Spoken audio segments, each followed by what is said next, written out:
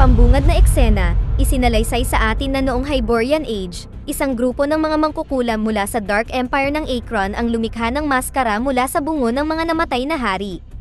Sa pamamagitan ng masamang ritual, isinakripisyo nila ang kanilang mga anak na babae na may purong dugo upang ipagkaloob ang maskara na may kapangyarihang maghari sa buong mundo.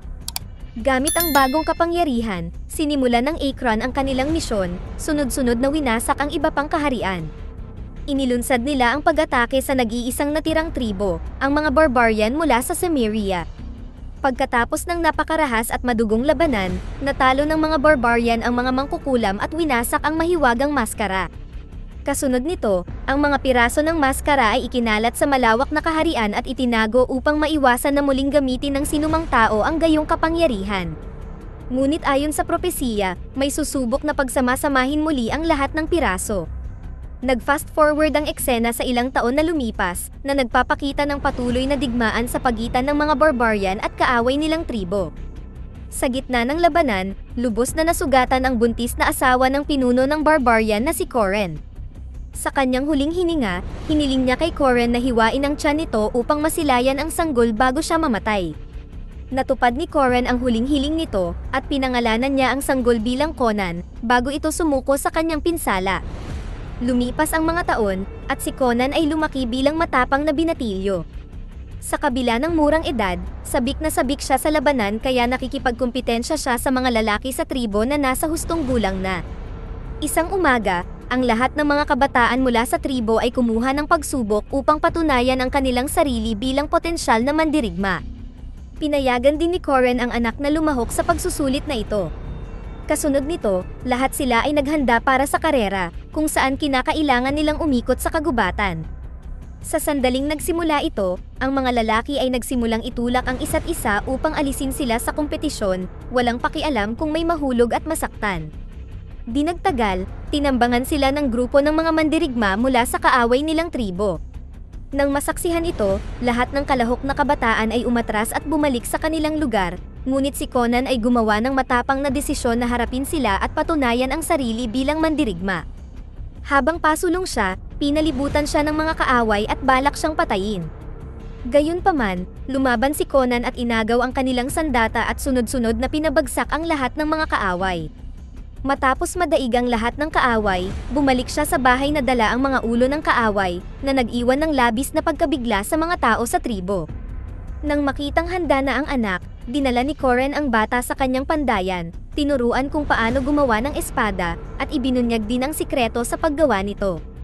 Bukod pa rito, sinimulan ni Coren na sanayin ang anak sa paggamit ng espada, ngunit si Conan, na mainipin na estudyante, ay madalas na nakakasagabal ang galit sa kanyang pagsasanay. Bilang resulta, sinabi sa kanya ni Coren na hindi pa siya handang magkaroon ng ganoong espada. Isang araw, ang nayon ng barbarian ay inatake ng nakabaluting mga mandirigma na pinamumunuan ni Kalarzim. Siya ay isang warlord na naghahangad na muling pagsamahin ang maskara ng Acheron upang buhayin ang namatay na asawang si Mal'Eva, na masamang mangkukulam, at sakupin ang Hyboria.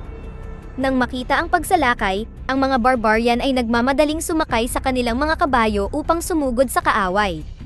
Sa ilang sandali lang, sumiklab ang gulo sa buong paligid ng nayon.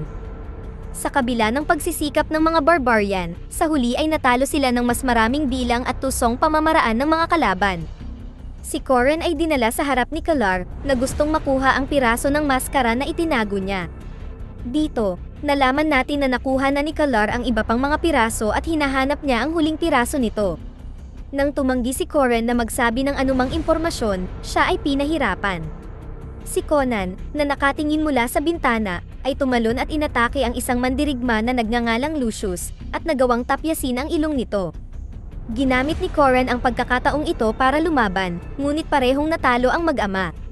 Ginamit ng anak ni Kalar na si Maric ang masamang kapangyarihan upang mahanap ang nakatagong piraso. Ngayong nakuha na ni Kalar ang gusto niya, ikinadena niya ang mag-ama sa palayok ng tinunaw na bakal na nakasabit sa itaas nila mismo. Ninakaw ni Maric ang espada ni Coren, at sinunog ang nayon bago umalis ang mga salarin. Ginawa ni Conan ang lahat ng makakaya upang iligtas ang ama, ngunit si Coren, na alam niyang hindi niya ito magagawa, ay isinakripisyo ang sarili upang makatakas ang anak. Ang ulila at nagdadalamhati na si Conan ay kinuha ang espada mula sa tumpok ng mga katawan at nanumpa ng paghihiganti. Kasunod nito, ang eksena ay nag-fast forward sa 20 taon na lumipas. Si Conan, na ngayon ay isang mersenaryo, ay nagtatrabaho sa piratang Zamoran na nagngangalang Artes. Isang araw, dumating ang dalawa sa lungsod ng Mesantia kung saan sinalakay nila ang kampo na nagbebenta ng mga tao para gawing alipin at pinalaya ang mga bihag. Pagkatapos ay dinala nila sa tabing dagat ang mga bihag para sa pagdiriwang na may musika, kababaihan, at alak. Sa gitna ng pagdiriwang, biglang dumating ang grupo ng mga sundalo at nakilala ni Conan ang kanilang pinuno bilang si Lucius, na humahabol sa mandurukot na si Elashan. Gumawa ng matalinong hakbang si Conan upang matunton ang kinaroroonan ng pumatay sa kanyang ama, sinadya niyang makipag-away at hinayaan na madakip ang sarili kasama ni Elashan. Kasunod nito, dinala sila sa maruming selda kung saan ang mga bilanggo ay isinailalim sa sapilitang trabaho. Pagkatapos maghintay ng tamang sandali, mag-isang inatake ni Conan ang lahat ng mga gwardya at pinuntahan si Lucius. Pagkatapos ay pinahirapan niya ito hanggang sa wakas ay pumayag itong makipag-usap. Inihayag ni Lucius na si Kalar, na ngayon ay naging makapangyarihang Shadow Lord, ay naghahanap ng purong dugo na kamag-anak ng mangkukulam ng Akron upang gisingin ang tunay na kapangyarihan ng maskara. Ibinunyag din niya na ang huling kaanak mula sa angkan na iyon ay kasalukuyang nasa Shaiper. Nang makuha ang impormasyong kailangan niya, iniwan siya ni Conan sa kamay ng mga bihag, at inanunsyong malaya na sila mula ngayon. Samantala, pinangunahan ni Kalar at ng kanyang anak ang kanilang hukbo patungo sa monasteryo ng Shaiper kung saan nakatira ang purong dugo ng mangkukulam na Akron, si Tamara. Di nagtagal, pinalibutan nila ang bayan, na nagdulot ng takot sa mga residente. Sa gitna ng kaguluhan, isang matandang monghe na nagngangalang Fasir, na nakakaalam ng propesiya, ay sinabihan si Tamara na tumakas sakay ng karwahe na binabantayan ng ilang mga sundalo. Pagkatapos patumbahin ang lahat ng mga bantay, hinarap ni Kalar si Fasir at hiningi ang purong dugo. Gayunpaman, tumanggi ang monghe na ibunyag ang anuman, na ikinagalit ni Kalar. Dahil dito, inuntog niya ang ulo nito sa matigas na sahig, na nagresulta sa kanyang kamatayan. Pagkatapos ay sinuri ni Marik ang dugo ng lahat ng mga babae mula sa monasteryo at napagtanto na ang purong dugo ay wala sa kanila. Kasabay nito, sa kalapit na kagubatan, nakita ni Conan ang karwahe at inilunsad ang pag-atake, na pagkamalan silang mga tauhan ni Kalar. Agad siyang tumalon sa bubong ng karwahe at sinira ito, para lamang matagpuan si Tamara. Nagtataka, nagtanong siya tungkol sa pagkatao nito, at tinanong din kung nasaan si Kalar. Ngunit bago pa sila makapag-usap, natagpuan sila ng mga tauhan ni Kalar, sa pangunguna ni Remo. Kasunod nito, nakipaglaban si Conan sa mga sundalo ng kaaway, habang si Tamara ay lumabas sa tumatakbong karwahe at sumakay sa kabayo. Nang lumapit ang kaaway, tinanggal niya ang karwahe at bumangga ito sa kanila. Sa kabila nito, hindi nagtagal ay naabutan siya ni Remo, inatake ang kanyang kabayo at nahulog siya sa lupa. Ngunit bago siya nito madala, nakialam si Conan at sinimulang labanan si Remo pati na rin ang iba pang paparating na mga sundalo. Matapos patumbahin ang lahat ng mga kaaway, isiniwalat ni Conan ang tunay na pagkatao, na nag-iwan sa kanila ng pagkabigla. Sinubukan ni Remo na tumakas ngunit itinumba siya ni Conan. Pagsapit ng gabi, itinali niya pareho sina Remo at Tamara para pigilan silang makatakas. Si Tamara ay nagtanong kung bakit niya siya iniligtas kung balak niyang bihagin siya. Bilang tugon, ipinaliwanag ni Conan na gagamitin siya bilang fain para akitin si Kalar. Kinaumagahan, nagising si Remo at ipinaliwanag kay Conan ang halaga ni Tamara. Nag-alok din siya na dalhin si Conan kay Kalar, at nangako ng malaking gantimpala na ginto. Sumang-ayon si Conan at itinali siya sa kabayo, ginawa siyang tagagabay patungo kay Kalar. Pagkaraan ng ilang sandali ng paglalakbay, dumating sila sa kampo kung saan nakakita sila ng mga inabandonang tirador. Inilagay ni Conan si Remo sa isa sa mga ito at tinakpan ng mensahe ang bibig bago binitawan ang tirador. Ang kontrabida ay dumiretso sa higanteng sasakyan ni Kalar, na naging sanhi ng kamatayan niya. Tiningnan ni Marik ang katawan at nahanap ang mensahe na nag-uutos kay Kalar na makipagkita kay Conan sa outpost ng Shaiper ng mag-isa. Ginamit din niya ang masamang kapangyarihan at nakumpirmang kasama niya si Tamara. Sa sumunod na eksena, dumating si Kalar at ang anak nito sa outpost, kung saan tila naghanda ng bitag si Conan.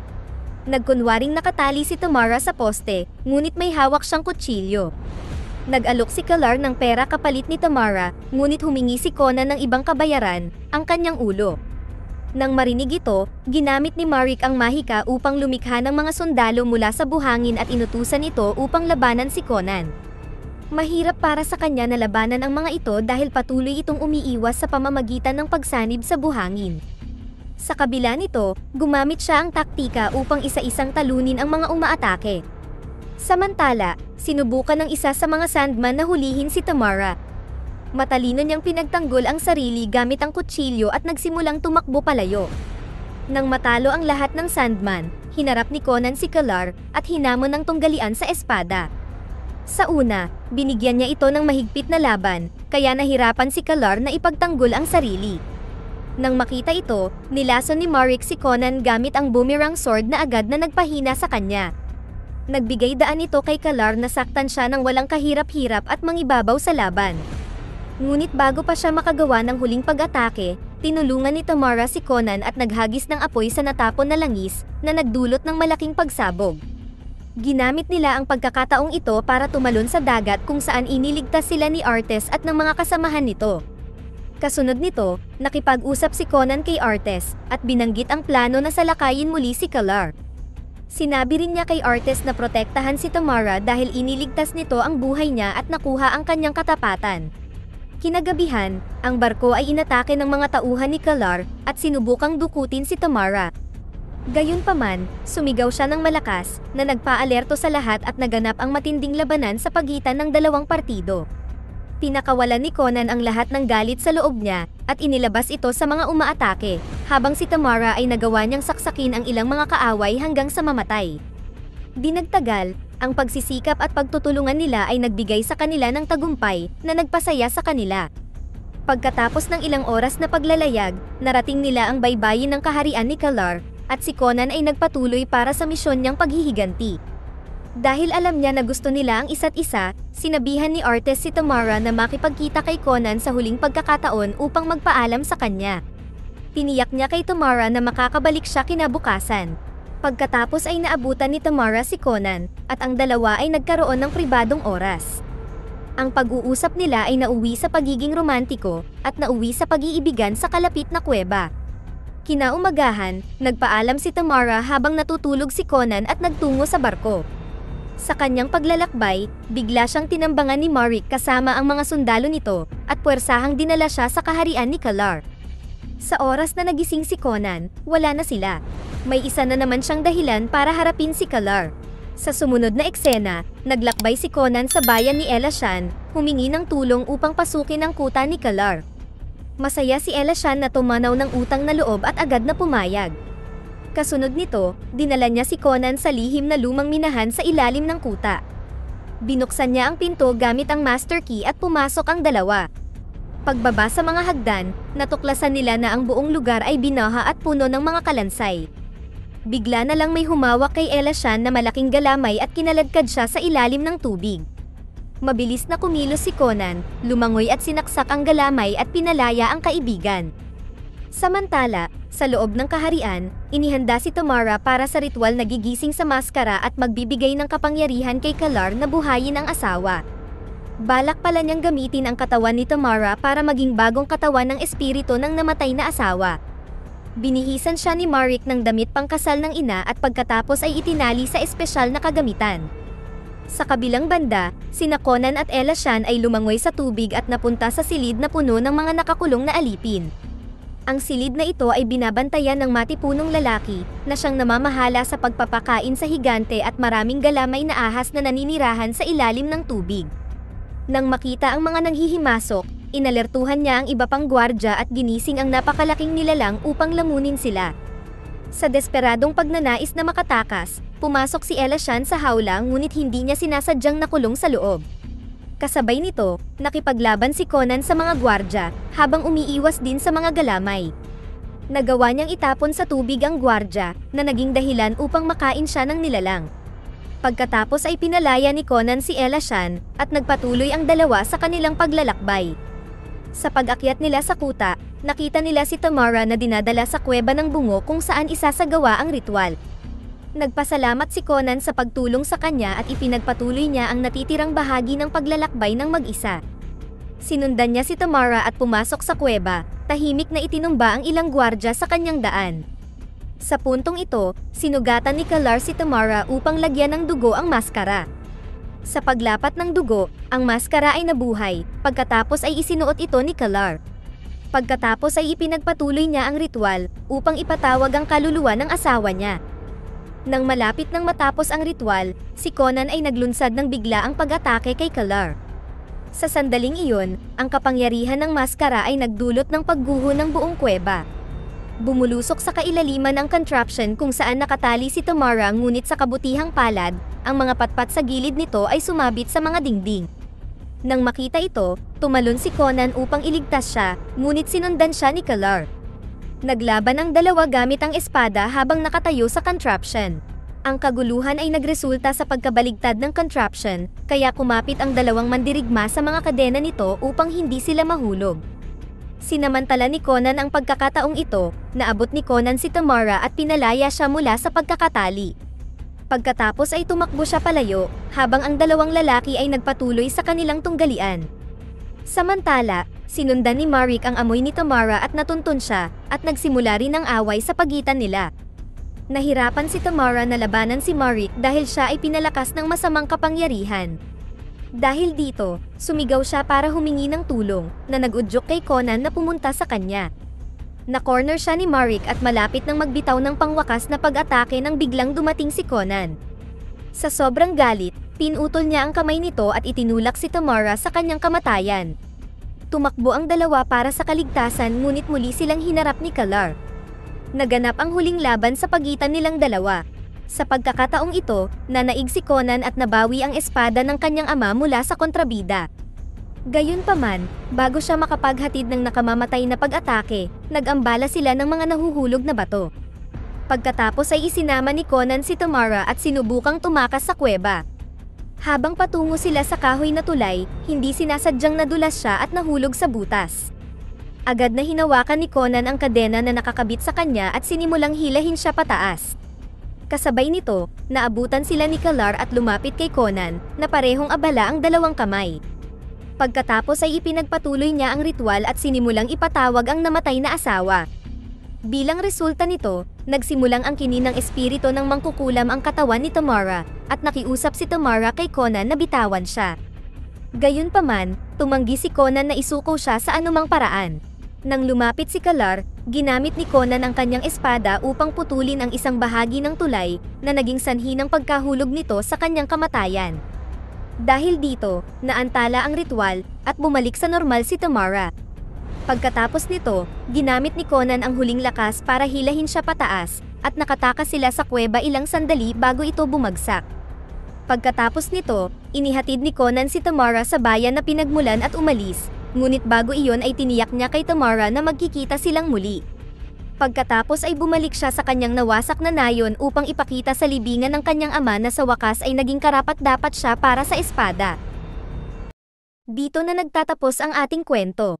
Sana ay nagustuhan nyo. Mag-subscribe na kung hindi ka pa nakasubscribe, pindutin na rin ang notification bell at like button upang matulungan ang channel, and leave a comment down below, and as always, thank you for watching.